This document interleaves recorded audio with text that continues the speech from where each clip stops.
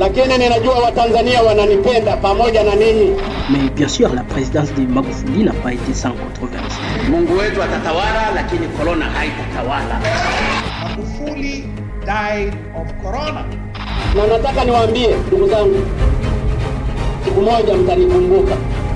Kwa masikitiko makubwa nawajulisha kuwa leo tarehe 17 Machi mwaka huu 2021 majira ya saa 12 jioni tumempoteza kiongozi wetu shupavu, Rais wa Jamhuri ya Muungano wa Tanzania, Mheshimiwa Dr. John Pombe Joseph Magufuli. Et oui, le 17 mars 2021, une nouvelle tragique va secouer la Tanzanie, voire une grande partie de l'Afrique, marquant un tournant dans l'histoire politique du continent. Aujourd'hui, chers frères, nous plongeons dans les récits captivants d'un homme d'État tanzanien dont la carrière politique a été ponctuée de moments forts et controversés. John Pombe Magufuli est unanimement considéré comme l'un des meilleurs chefs d'État que l'Afrique ait connu de son histoire, aux côtés de figures telles que Thomas Sankara, Muammar Kadhafi, Nelson Mandela ou Julius Nyerere. Je suis Libonois, je vous présente l'histoire de Magufuli, mon rêve, devenir journaliste. En vous abonnant à cette chaîne, vous soutenez ma passion et je vous en remercie profondément. Déjà, je pense que vous l'avez fait et par conséquent, embarquez avec moi dans l'histoire de l'un des meilleurs chefs d'État que l'Afrique ait connu, John Pombe Joseph Magufuli.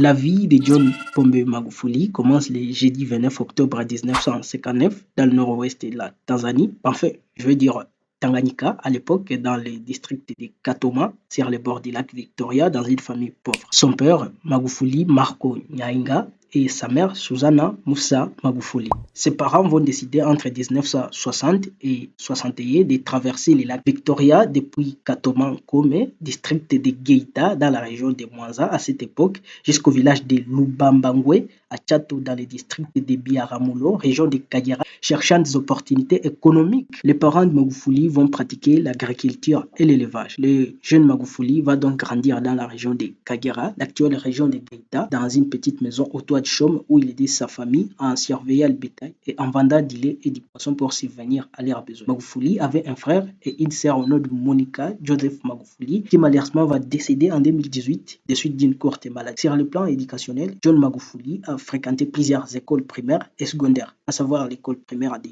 Chato de 1967 en 1974, les séminaires de Katoke de 1975 en 1977 et l'école secondaire de Lac de 1977 en 1978.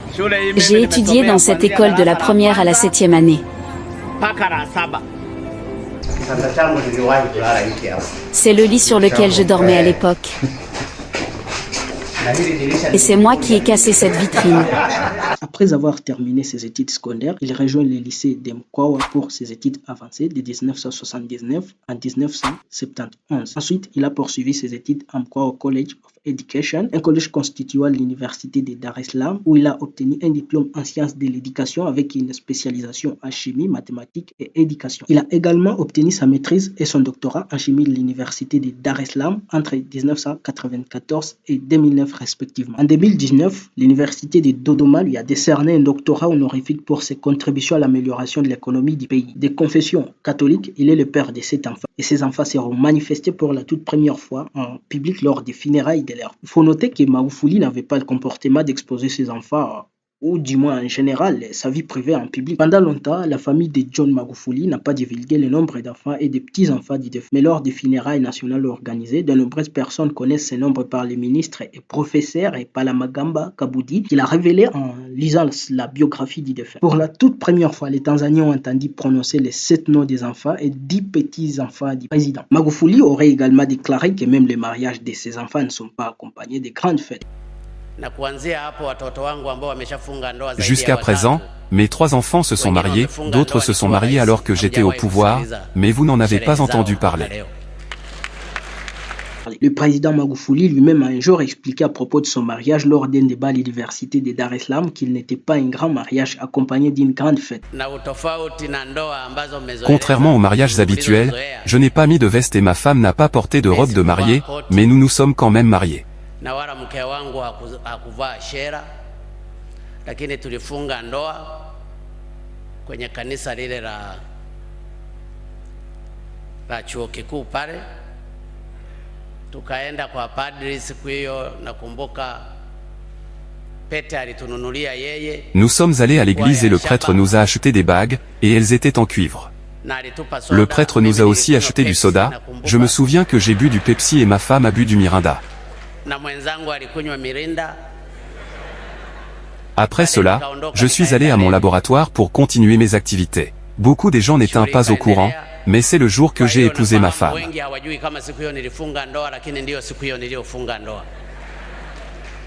Mais aussi, la femme dont on parle ici, c'est Jeannette Magufuli, 63 ans aujourd'hui, était l'épouse du président tanzanien. Leur mariage a eu lieu à l'université de Dar es Salaam il y a plus de 2 décennies. En tout cas, on sait très peu de choses sur la vie du couple, mais ce qu'il faut noter, Jeannette était enseignante à l'école primaire de Mboyoni, située à Dar es Salaam, où enseignait également l'ancienne première dame Salma Kikwete, l'épouse de Jakaya Mrisho Kikwete. Jeannette Magufuli enseignait la géographie et l'histoire et était connue pour n'avoir jamais été absente au cours. Et oui, on dit même un jour dans sa carrière d'enseignante, elle a pris l'initiative de faire don d'un fauteuil roulant à un élève handicapé de l'école. La directrice Dorothy Malesela l'a décrite comme une femme qui travaille dur et une très bonne enseignante.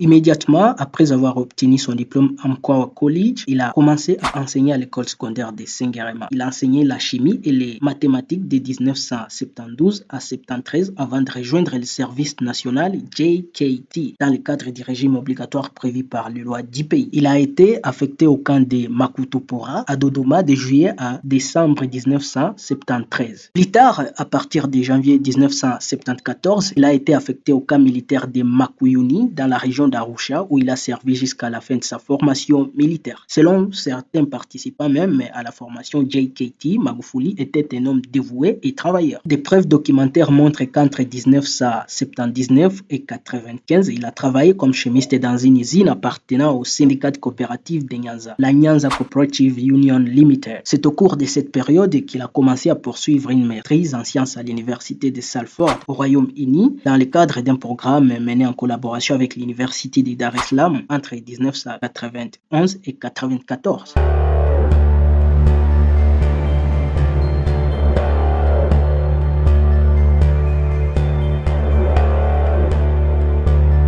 1990, nous sommes à Tchato. Certains électeurs de sa circonscription pensaient que le docteur Magufuli ne rêvait pas de devenir homme politique jusqu'à ce qu'il soit persuadé par quelques anciens de briguer le poste de législateur. Les aînés se sont assis et l'ont vu comme le plus haut érudit qui pouvait les représenter. On dit même que ces aînés le suivaient depuis qu'il était professeur au lycée de Sengerema et même lorsqu'il était chimiste à la société cotonnière. Magufuli va en fait accepter de se présenter comme candidat législateur en 1990, mais attention, il a un rival très puissant, Fares Kabuye, qui aujourd'hui également décédé, personnel. Magufuli va perdre les élections des années 1980 face à lui. Malgré ça, Magufuli ne s'empêche pas de les féliciter. On dit même la poignée de main de Magufuli et les félicitations à son rival ont surpris de nombreux citoyens et ils l'ont vu comme un jeune homme sans ressentiment. Après avoir perdu aux élections générales de 1990, en 1995, il s'est de nouveau présenté au siège de Tchato, se présentant au Parlement sur une liste des CCM ou CCM comme on dit en Tanzanie. C'est le premier parti politique même de la Tanzanie. On dit même c'est le parti qui dirige le pays depuis l'indépendance. Et Magufuli va gagner les élections de cette année. Et lors de son premier mandat au Parlement, le président Benjamin William Mkapa va le nommer au poste de vice-ministre des Travaux publics. Lors des élections des années 2000, Magufuli sera réélu député et deviendra ministre des Travaux publics après les élections. Toujours membre du Chama Pinduzi, le CCM dont je vous parlais, 4 janvier 2006, le président Jakaya Mrisho Kikwete va nommer Magufuli au poste de ministre des Terres et des Établissements humains. Il a également été ministre de l'Élevage et de la Pêche de 2008 à 2010 et ministre des Travaux publics de 2010 à 2015. Il tire de cette période son surnom des Tinga Tinga, que vous appelez en français les bulldozers, pour son engagement dans la construction de nouvelles routes.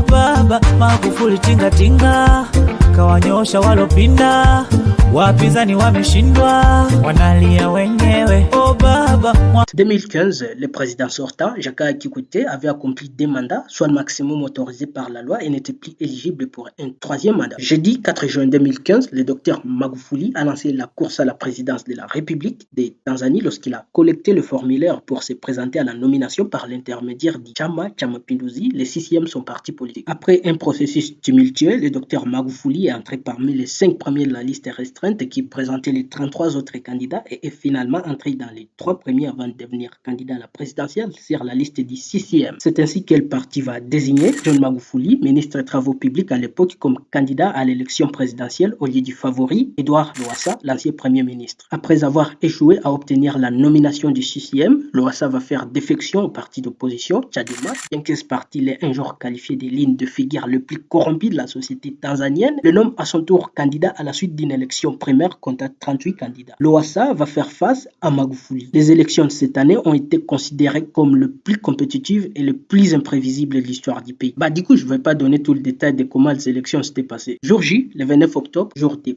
proclamations, pendant la journée, tout le Tanzanien, impatient de savoir qui a été ce vainqueur des élections. Il est 15h45 à Dar es Salaam. Le candidat d'opposition, Edouard Lowassa, annonce qu'il avait gagné l'élection présidentielle avec 62% de joie. Mais à peine 10 minutes plus tard, à l'autre bout de la ville, le président de la commission électorale annonce la victoire officielle de, devinez qui? John Magufuli, avec 58,4% de voix. Ça y est, à 56 ans, Magufuli est élu 5e président de la République de Tanzanie, succédant ainsi à Jakaya Mrisho Kikwete.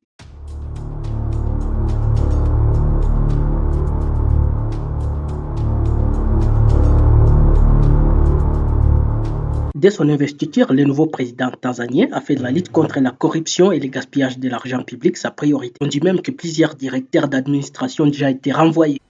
Kwamba huyu kazi ya udasi nimeitengua leo.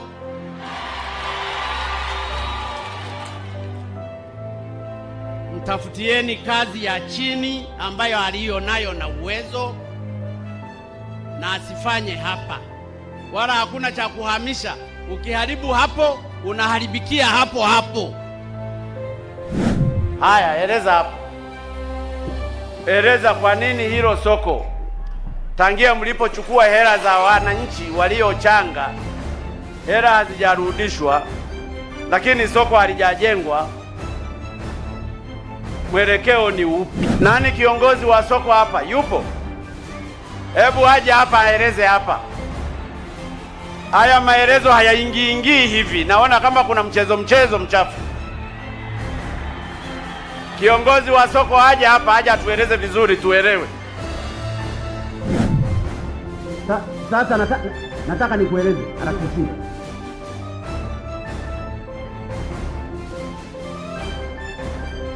Ila watu mnadharau sana Sasa katekeleze maagizo haya kabla sijafika Sumbawanga. Nikimaliza kufungua hapa naenda Sumbawanga. Nikifika Sumbawanga nipate taarifa umeshamaliza kutekeleza maagizo. Usipoyatekeleza nitatekeleza mimi yangu kwako, OCD na yule uliyemwachia. Nashukuru sana mheshimiwa. Nataka umalize tena, wewe nitakufuatilia kweli kweli. Asante sana mheshimiwa.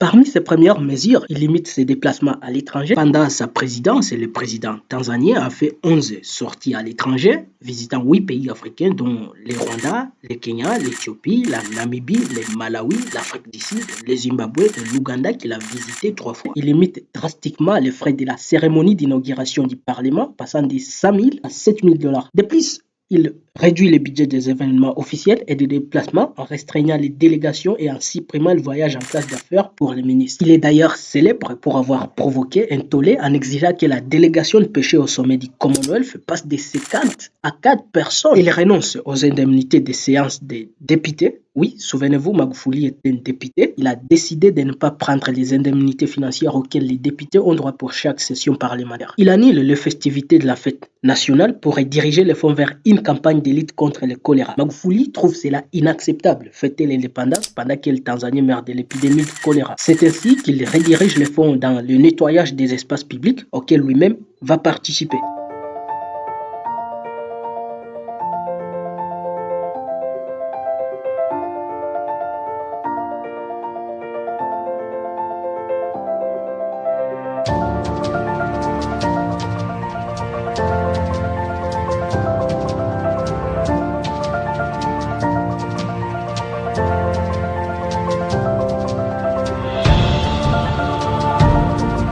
Il attribue aux démunis et aux malades des fonds destinés à des dîners d'État ou à des célébrations publiques et réduit de moitié son gouvernement avec 15 ministres au lieu des 30 pour son prédécesseur. Il réduit son propre salaire, passant de 15 à 4 000 $ par mois, soit 4 fois moins que son prédécesseur, devenant ainsi l'un des chefs d'État africains les moins rémunérés.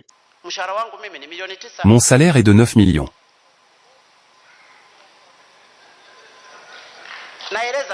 C'est tout à fait vrai ce que je dis.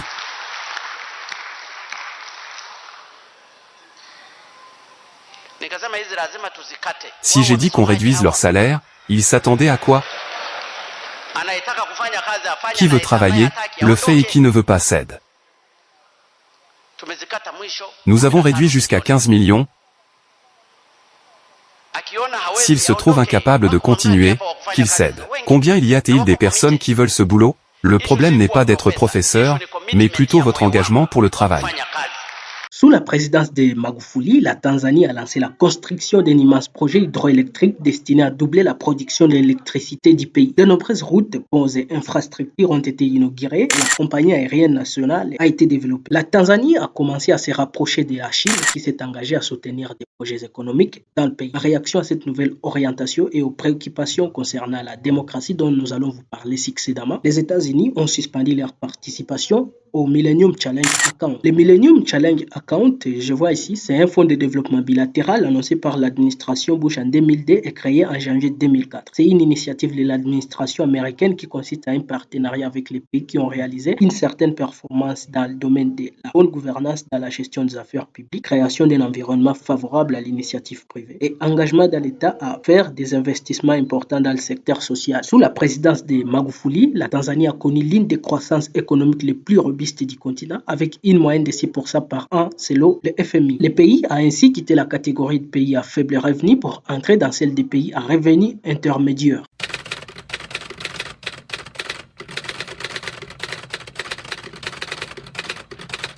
Mais bien sûr, la présidence de Magufuli n'a pas été sans controverse. Ces controverses incluaient l'accusation d'avoir des tendances autocratiques visibles dans les restrictions de la liberté d'expression, les restrictions des droits LGBT, là c'est un peu partout en Afrique, et voire même la répression des membres de l'opposition politique. Confronté à une opposition qui atteignait 40% des voix lors de l'élection présidentielle de cette année-là, John Magufuli a ensuite adopté une approche autoritaire vis-à-vis de la presse, de l'opposition et des dissidents au sein de son parti. Cette évolution a entraîné un recul du pays dans les classements internationaux en matière des droits de l'homme et de la liberté de la presse. En 2015, le gouvernement a adopté une nouvelle loi sur la cybercriminalité pour faire face aux nouveaux types de criminalité en ligne. Cependant, l'application de cette loi a menacé la liberté d'expression de citoyens qui ont été arrêtés et jugés pour insulte au président sur les réseaux sociaux et dans les applications de messagerie instantanée. À partir de 2016, le gouvernement a mis en place une forte régulation de l'information entraînant la suspension de 6 chaînes de télévision, de 21 stations radio et de plusieurs journaux qui avaient critiqué la nouvelle administration. Le 26 mars 2018, 6 membres du principal parti d'opposition, Chama cha Demokrasia na Maendeleo, Chadema, dont le président du parti, Freeman Mbowe, ont été arrêtés et inculpés pour incitation à la haine à la suite d'une manifestation le 16 février. Aussi, un journaliste péguiste, Azori Gwanda, qui avait fait état des habits de Magufuli, avait été enlevé et n'avait jamais été retrouvé. Face à une telle répression, la popularité de Magufuli avait chuté. Lorsqu'un groupe de recherche a publié des statistiques montrant que son taux de popularité avait chuté à 55%, le gouvernement a réagi en confisquant les passeports de son directeur. Avril 2019, la Tanzanie tend vers les élections de 2020. Un député va apparaître, Livingstone Lusinde, député du parti au pouvoir, Chama Mapinduzi. Il avait suggéré que la tenue d'une élection présidentielle en 2020 n'était pas une bonne idée en raison du coût et que l'argent devrait être utilisé pour des projets de développement.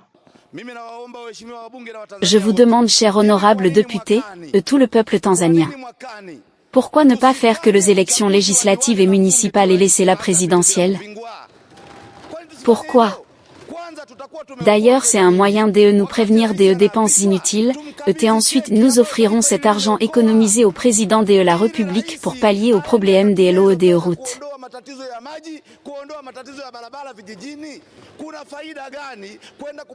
Quel intérêt y a-t-il de financer les élections présidentielles pour un président sans concurrent?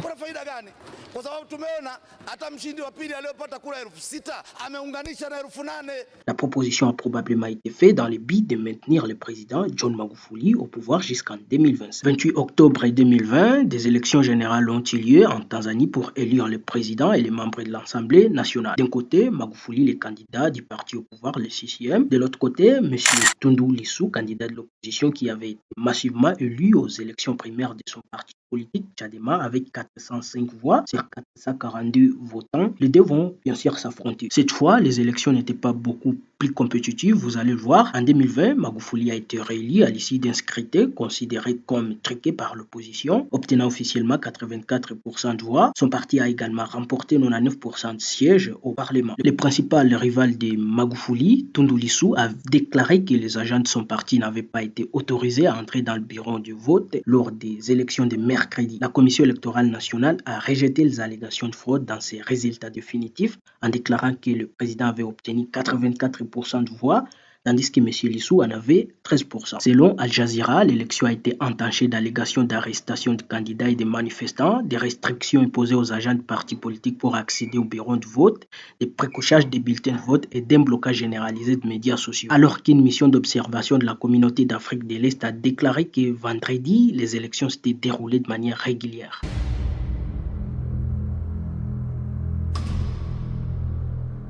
C'est une des actualités qui ont beaucoup fait parler de la Tanzanie au niveau de médias internationaux. John Magufuli était un corona-sceptique notoire, anti-masque et même anti-test, affirmant que le Covid avait été détecté dans toutes sortes de bêtes et même dans une papaye. Ce fervent chrétien assurait que le seul salut passait par la plaie, estime que la Tanzanie est préservée de la pandémie de Covid-19.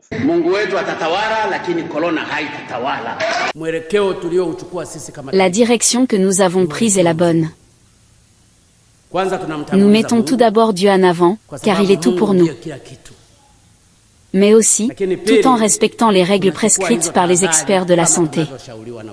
Demande aux forces de sécurité de tester à l'aveugle les kits de tests PCR du coronavirus avec des prélèvements sur des chèvres, papayes, moutons et huile moteur. Et selon lui, tous ces tests se révèlent positifs à la COVID-19. Dès février 2021, à Dodoma, capitale tanzanienne, le ministre de la Santé a annoncé que le pays n'avait pas l'intention d'accepter le vaccin contre le COVID-19. Le message fait suite quelques jours après que le président John Magufuli a exprimé des doutes sur des vaccins provenant de l'étranger.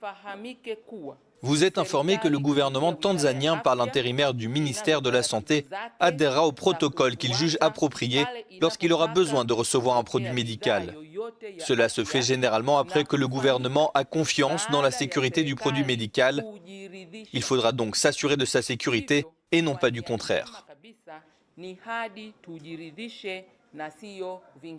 Sous l'éclat des caméras, Gwajimana et les responsables de la santé ont bu une concoction à base de plantes comprenant du gingembre, de l'ail et des citrons, et eau inhalée la vapeur d'herbe, les présentant comme un moyen naturel de tuer le virus. Le ministre Gwajimana a ensuite mis en garde les journalistes contre la publication de chiffres non officiels sur le Covid-19 ou sur toute autre maladie. La Tanzanie, un des premiers pays à avoir rouvert ses frontières, accueille sur son archipel des Zanzibar des milliers de touristes sans test ni quarantaine obligatoire à l'arrivée, au point d'être une seule des régions au monde à pouvoir se targuer d'avoir maintenu son tourisme. À l'approche des élections présidentielles et législatives de 2020, les chiffres sur le nombre de personnes contaminées ne sont plus communiqués, tandis que les médias se limitent à relayer la communication gouvernementale. Un journaliste et un média ayant publié des informations au sujet de la pandémie sont poursuivis, alors que la Tanzanie est passée dans le classement mondial de la liberté de la presse établi par Reporters sans frontières, la 75e place en 2015 à la 124e place en 2020.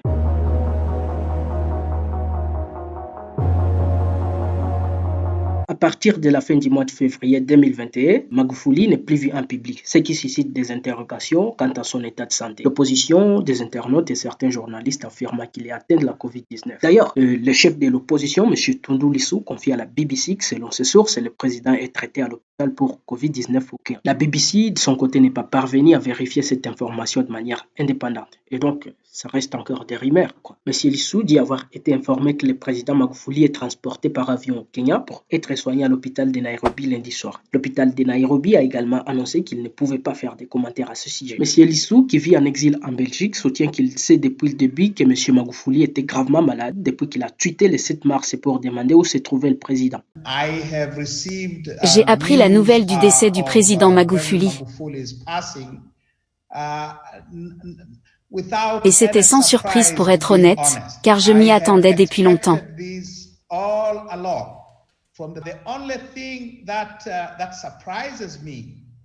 Mais par contre, la seule chose qui continue à me surprendre, c'est le fait qu'il continue à mentir jusqu'à maintenant même s'il est mort. Son gouvernement continue à mentir. De 1, Magufuli est mort du corona. De 2, Magufuli n'est pas mort ce soir.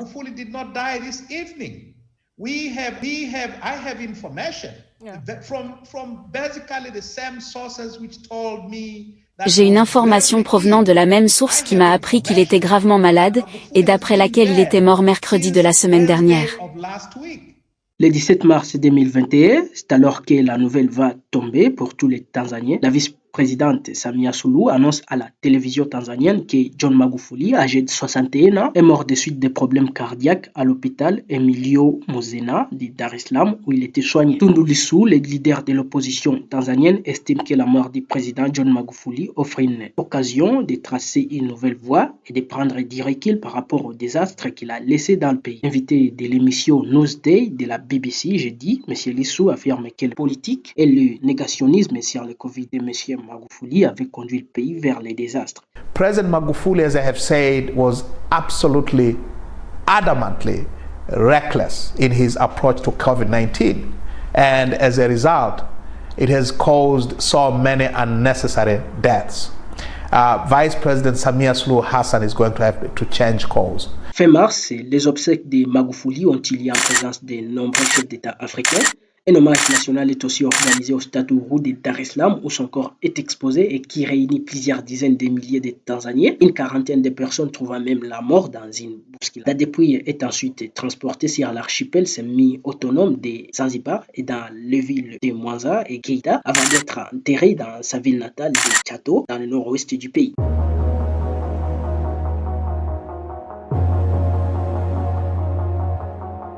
Selon la constitution tanzanienne, Madame Hassan va devenir la première présidente de l'histoire du pays et va consulter le parti au pouvoir, les CCM ou les CCM comme on l'a dit, afin de nommer un nouveau vice-président. La suite de cette partie a été reportée pour la prochaine fois, de peur que la vidéo ne soit encore plus longue que prévu. Une suite dans laquelle nous traitons la Tanzanie après Magufuli, la Tanzanie de Samia Suluhu Hassan, une femme qui, son ascension constitutionnelle inattendue à la présidence de la République, a soulevé des questions sur les changements continuels et l'avenir démocratique de la Tanzanie. J'ai eu des articles tellement intéressants sur le sujet et je suis certain que vous allez apprécier cet épisode qui suivra d'ici 2 semaines. Rendez-vous bien sûr. L'histoire de Magufuli, c'est l'histoire d'un fils d'un paysan, agriculteur et éleveur devenu 56 ans plus tard président de la République. C'est l'histoire d'un homme d'État tanzanien considéré comme l'un des meilleurs chefs d'État que l'Afrique ait connu de son histoire. Certains le voient comme un homme populiste, un dictateur qui a piétiné tout le principe démocratique, mais par contre d'autres, en tout cas la plupart, le considèrent comme un héros prêt à se sacrifier pour son peuple. Comme un homme qui s'est levé contre l'impérialisme des entreprises étrangères et a déclaré la guerre à la corruption.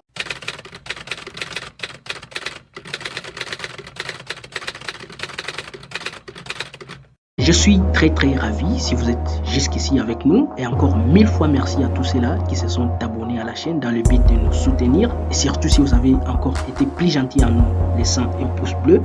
Merci tellement, c'était la première vidéo de la chaîne. Et si vous êtes là encore, c'est-à-dire que vous avez aimé et vous aimez ce genre de contenu et quitter sans vous abonner serait un grand péché. Christian Libonois, c'était l'histoire de Magufuli. Ciao.